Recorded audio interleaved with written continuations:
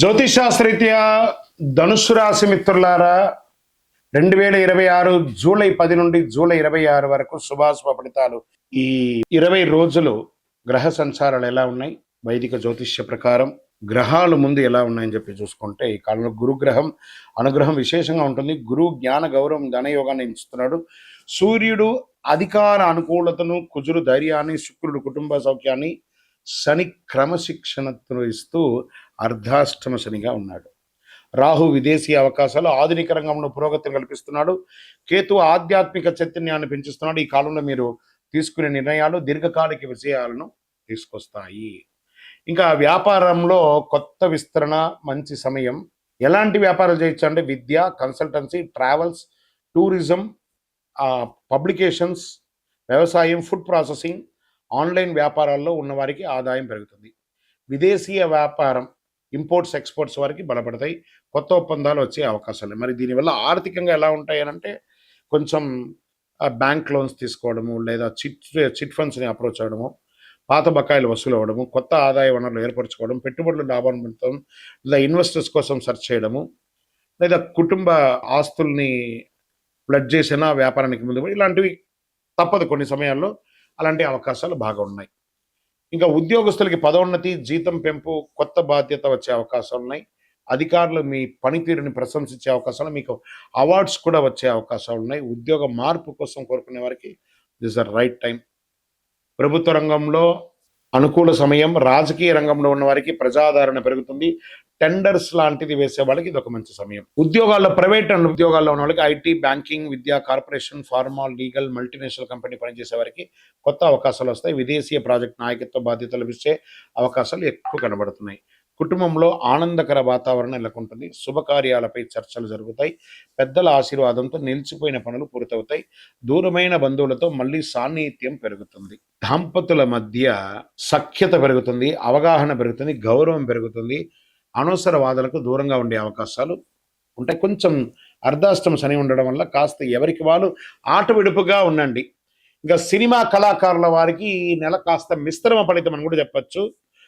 YouTube, social media, రచన సంగీతం కొంచెం ఏదైనా వైరల్ అవుతుంది. ఆ వైరల్ కామెంట్స్కి ఇంపార్టెన్స్ ఇవ్వకండి.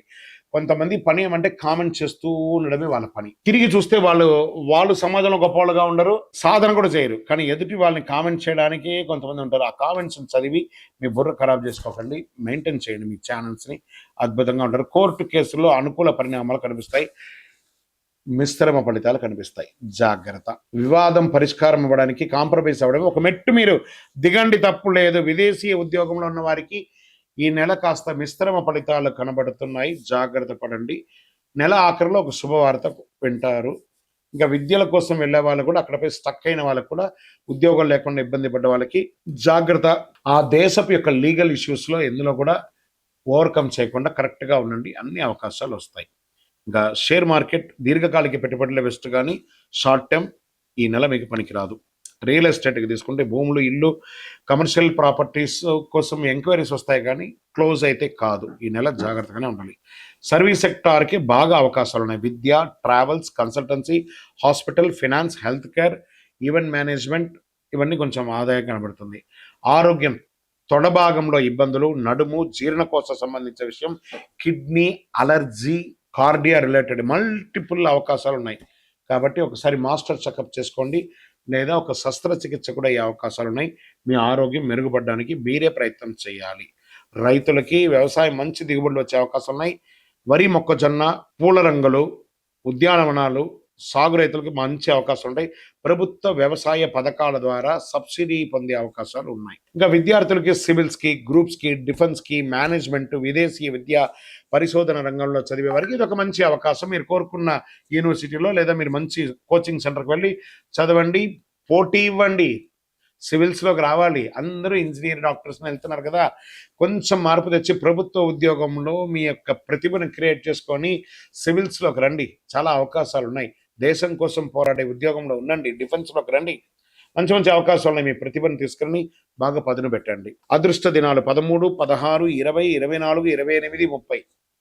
అదృష్ట సంఖ్య 3 మరియు 9 బాగుంటుంది. ఇంకా అదృష్ట రంగు అంటారా, పసుపు, బంగారం, కాషాయం చాలా కలిసి వస్తుంది. అదృష్ట దిక్కు ఈశాన్య దిక్కు ప్రయాణాలు శుభం. పరిహారం ఈ వారం ఈ నెలంతా కూడా శ్రీ దక్షిణామూర్తి వెంకటేశ్వర స్వామి గురు భగవానుడికి ప్రార్థన చేయండి. శనగపప్పుతో నైవేద్యం సమర్పించండి. ఓం బృహస్పతయే నమః అనే ఒక మంత్రాన్ని 108 నిమిషాలు డైలీ చదవండి. గురువులకు నమస్కరించండి, వారి ఆశీర్వాదం తీసుకోండి. గురువు చూసిన కోటి లాభం. శనగపప్పు, వస్త్రాలు, ఆధ్యాత్మిక గ్రంథాలు, విద్యార్థులకి పుస్తకాలు పంచండి. దేవాలయాలు అన్నదానం చేయండి. శుభ ఫలితాలని పొందుతారు. ప్రతి అవకాశాన్ని వివేకంతో ఉపయోగించుకొని క్రమశిక్షణతో ముందుకు సాగితే ఇదే మీకు గొప్ప నెలగా ఉంటుంది. కాస్త మిశ్రమైనటువంటి శని అర్ధాష్టంలో ఉన్నారు కాబట్టి జాగ్రత్త. విజయోస్తు.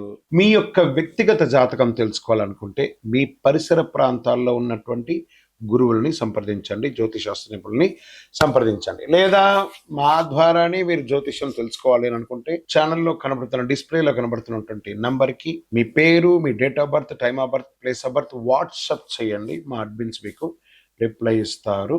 ఇంకను శక్తివంతమైనటువంటి ఫలితాలు పొందడానికి అతి శక్తివంతమైనటువంటి కరుంగాళి మాల, ఈ కరుంగాళి మాలను మన దేవాలయంలో 48 రోజులు పూజ చేసి సిద్ధంగా ఉంచాం. చండి, సుదర్శన, సుబ్రహ్మణ్య భుజంగం చేసి ఇలాంటి మాల ఉంది రెడీగా. ల్యాబ్ టెస్ట్ చేసి కావలసిన సంప్రదించండి. మాతో మాట్లాడి కన్ఫర్మ్ చేసిన తర్వాతనే మాల తీసుకోండి, కానీ డైరెక్ట్ గా తీసుకోండి. ఇక్కడ ఆన్లైన్ లో మేము అమ్మట్లేదు. మా సంస్థకు మీరు అప్రోచ్ అయితేనే, వాట్సాప్ ద్వారా ఫోన్ చేస్తేనే మీకు ఇస్తామే, కానీ మీరు బయట ఆన్లైన్ నుంచి తెచ్చుకుంటే మా సంస్థకు ఏ విధమైనటువంటి సంబంధం లేదు.